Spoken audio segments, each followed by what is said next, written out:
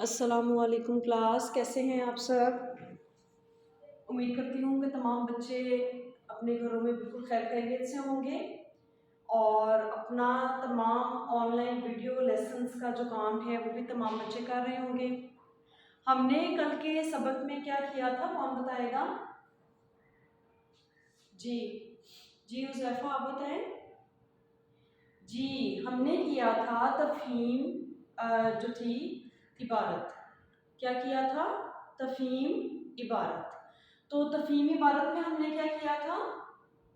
जी हाँ, हमने एक पैराग्राफ जो था वो नोटबुक के ऊपर लिखा। इसके बाद हमने सवालात के जवाबात को नोटबुक पर लिखा और सवालात के जवाबात हमने कहाँ से ढूंढे? जी, हमने उसी तफ़हीम से, वो जो हमारे पास पूरा एक पैराया था, हमारे पास पूरा पैराग्राफ था, हमने उसमें से सवालात के जवाब ढूंढे और उनको सफाई से और खूबसूरती से नोटबुक के ऊपर लिखा। तमाम बच्चों ने अपना काम कर लिया था, शाबाश। तो आज के सबक की जानिब हम बढ़ेंगे। आज का जो काम है वो है इमला के अल्फाज, जो आपको उर्दू सीखने में, लिखने में, बोलने में बहुत मदद देते हैं ना जी, शाबाश। तो आज का हम काम शुरू करेंगे। आज क्या तारीख है? 7 फरवरी। शाबाश, सब बच्चे अपनी अपनी नोटबुक के ऊपर लिखना शुरू करें। 7 फरवरी 2024 और यहाँ पर हम दिन लिखेंगे। क्या दिन है आज? जी, आज दिन है बुध। आज क्या दिन है? बुध का दिन है। कल हमने मंगल का काम किया था जी। और इस्लामी तारीख क्या है आज? जी, शाबाश, आज है 26। यहाँ पर आप 2 लिखेंगे और 6 जो है इसी की तरफ उल्टी शक्ल लेगा। 26 रजब 1445 हिजरी। और बुध को अरबी में क्या कहते हैं? यौमुल अरबा। शाबाश।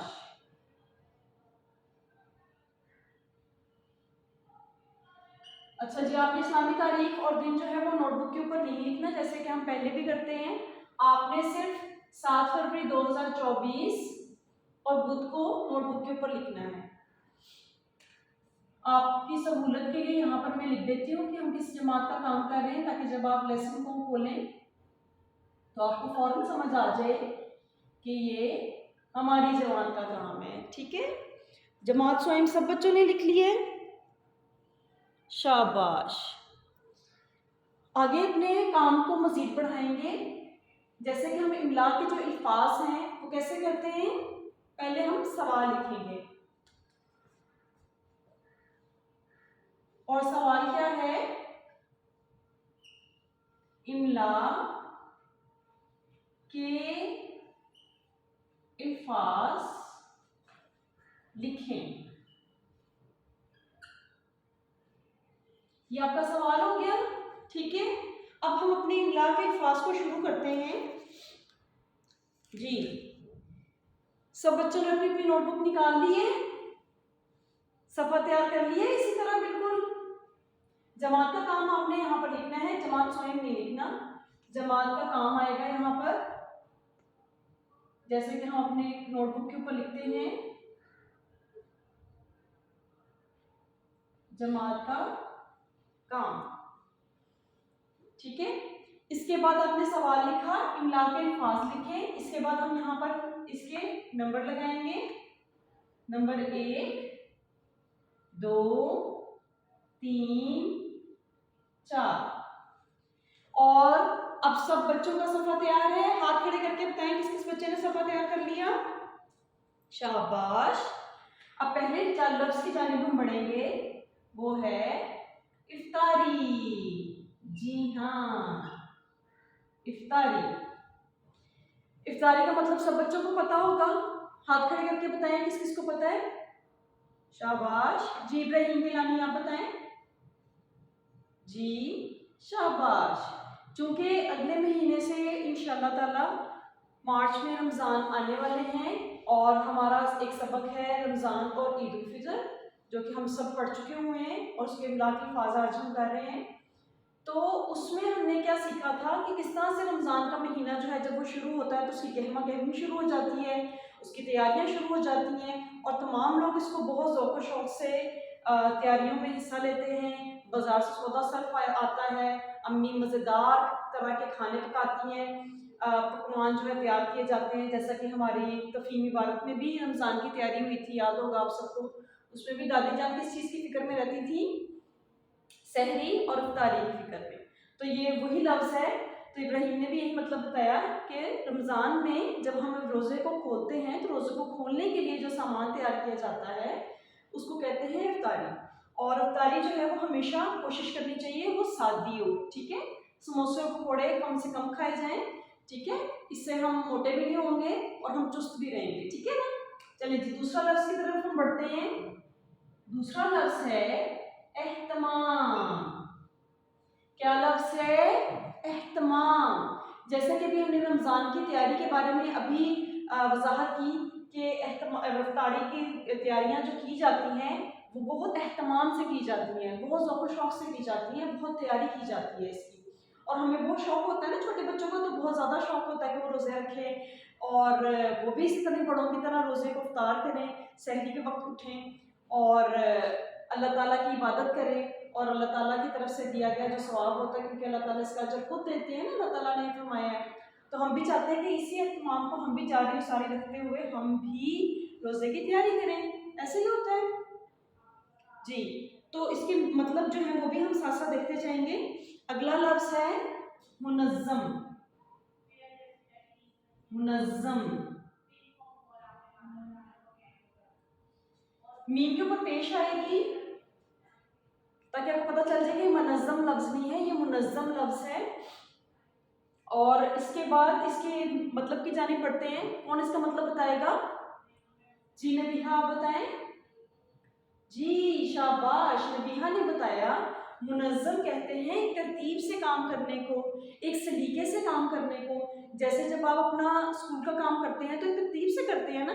जब एक काम हो जाता है, एक डायरी आपकी कंप्लीट हो जाती है, फिर आप उसके ऊपर टिक करते जाते हैं कि मैंने ये भी कर लिया, मैंने ये भी कर लिया, या मैंने पेपर की तैयारी के लिए मैंने ये वाली मशक भी कर ली, मैंने ये भी कर ली।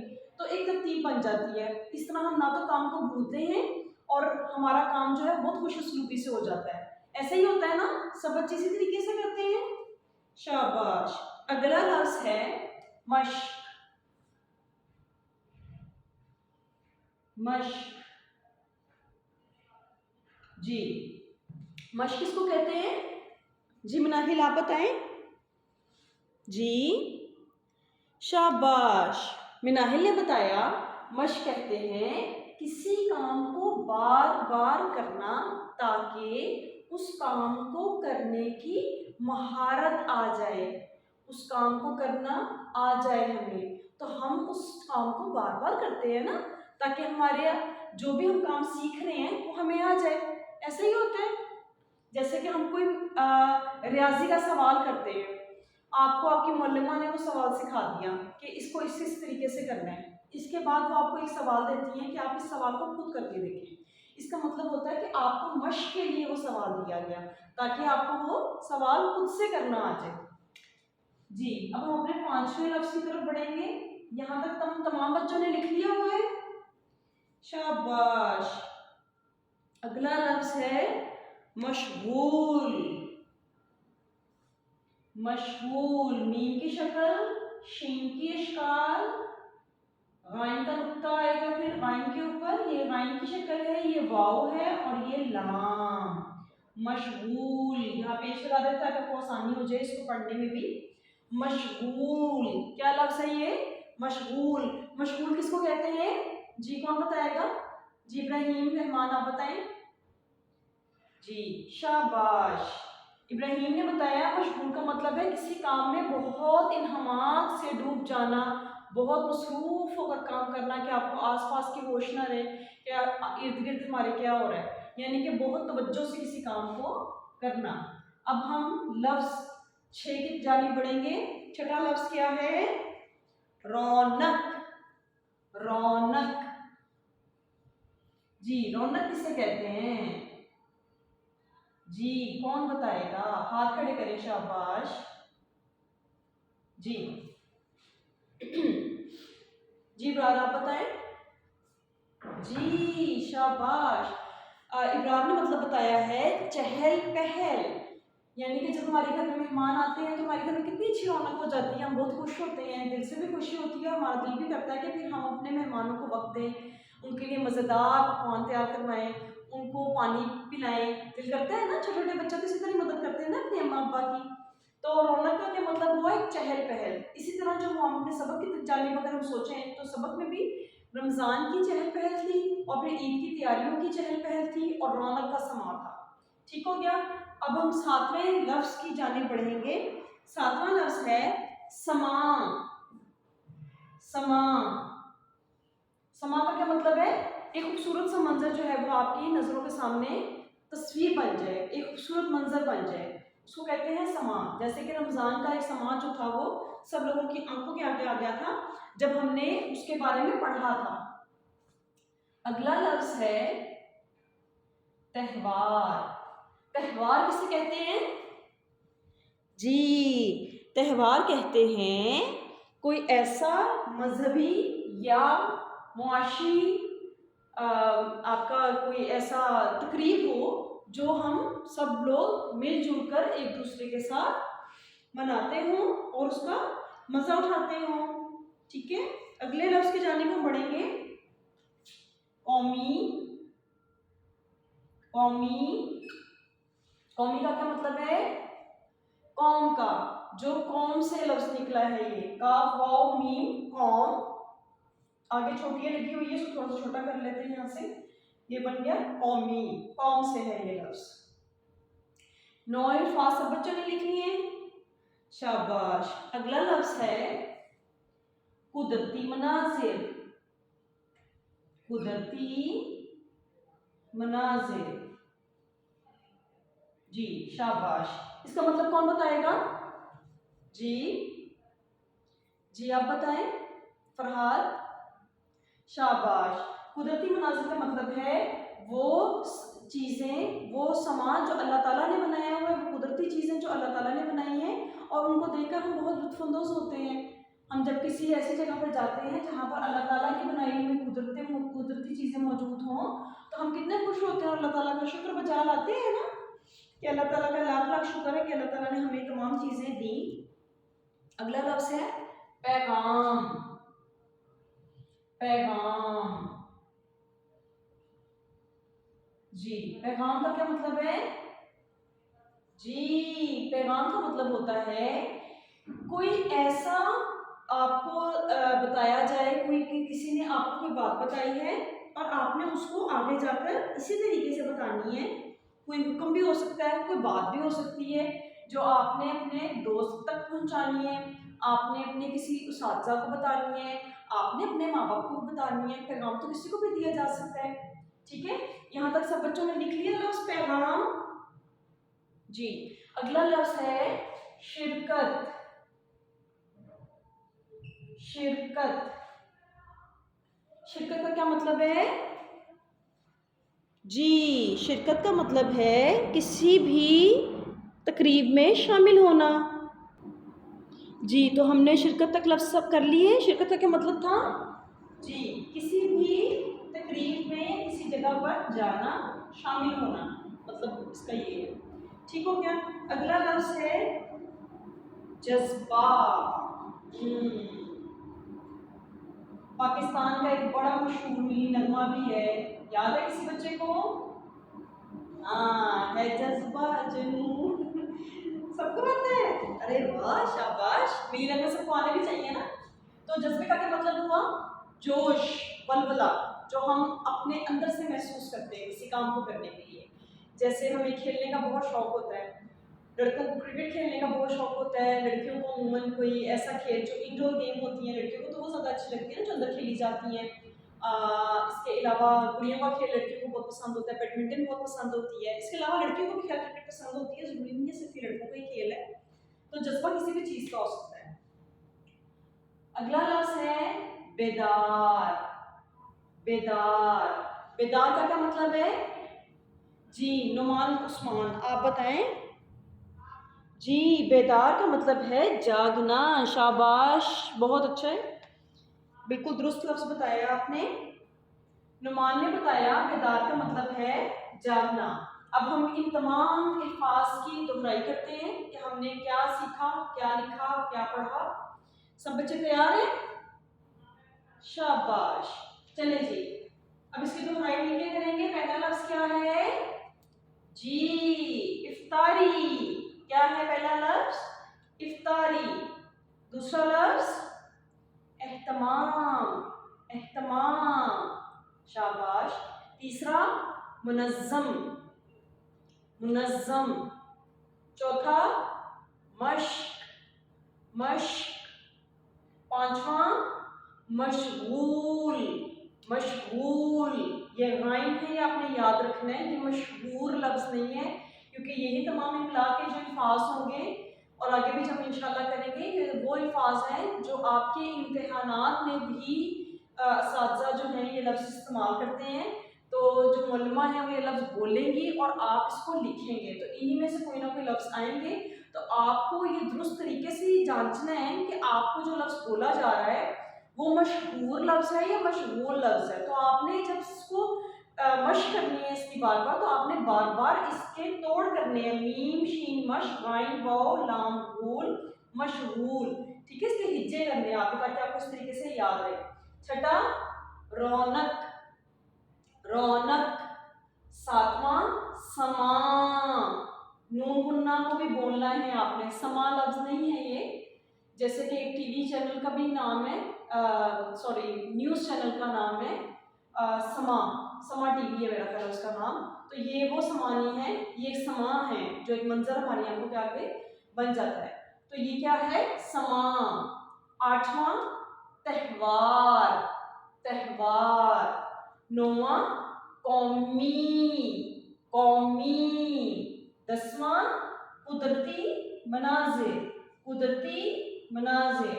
12वां पैगाम। पैगाम। गाय की शक्ल देखें, ये वाली और ये वाली बिल्कुल एक जैसी है। तो हमने ये गाय 2 दफा आज सीखा कि इसकी ये वाली शक्ल किस तरीके से आती है। वैसे गाय की क्या शक्ल होती है? ये गाय है और इसकी जो छोटी शक्ल होती है वो ये होती है। लेकिन जब ये किसी लफ्ज के बीच में लगता है तो ये वाली शक्ल ले लेता है। ऐसे ही है ना, जैसे एक तो कौन बनी हुई है, बिल्कुल ऐसे इस तरह की शक्ल ले ली है इसने। ठीक है, आपने कॉपी के ऊपर नहीं लिखना, ये मैं अभी मिटा देती हूँ ताकि आप लोग उसको फॉलो कर लें। आपको उसे समझाने के लिए, आपको पता जब कोई लफ्ज इस तरह से कोई आ जाता है तो हमें इसको खोल के बताना पड़ता है। तो ये है पैगाम। पैगाम लफ्ज भी बाज़ दफ़ा बोल देते हैं बच्चे, बाज़ दफ़ा बच्चे लिख भी देते हैं, गाफ लिख देते हैं। तो गाफ ही लिखना, ना बोलना है।